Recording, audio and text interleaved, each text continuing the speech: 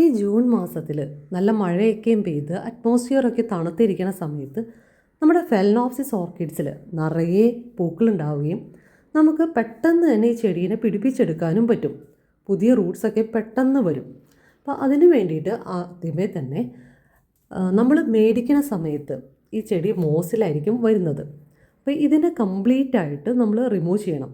കാരണം എന്താ വെച്ചാൽ നമ്മുടെ കാലാവസ്ഥയിൽ ഈ മോസിൽ വളർത്തി കഴിഞ്ഞാൽ പ്ലാന്റ് പെട്ടെന്ന് ചീഞ്ഞു പോകാനുള്ള ചാൻസ് കൂടുതലാണ്. അപ്പോൾ ഞാൻ എല്ലാ മോസിനെയും കംപ്ലീറ്റ് ആയിട്ട് റിമൂവ് ചെയ്തു. ഈ ഒരു പോട്ടിലോട്ടാണ് വെക്കുന്നത്. അപ്പോൾ പോട്ടിംഗ് മീഡിയമായിട്ട് ഞാൻ വെക്കുന്നത് ഒത്തിരി ചാർക്കോളും കുറച്ച് ചകിരിയുമാണ്.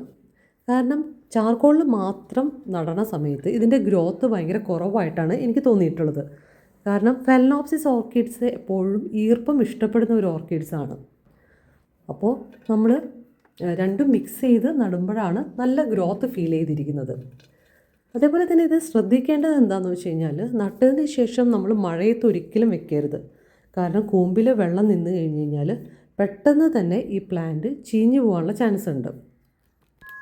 അതേപോലെ തന്നെ ഈ പ്ലാന്റ്സിൽ ഒത്തിരി ഏരിയൽ റൂട്ട്സ് ഉണ്ടായിരിക്കും. ഇതേപോലത്തെ ഈ റൂട്ട്സിനെ ഒന്നും നമ്മൾ ചട്ടിയിലോട്ട് ബലമായിട്ട് പിടിച്ച് വെക്കേണ്ട ആവശ്യമില്ല.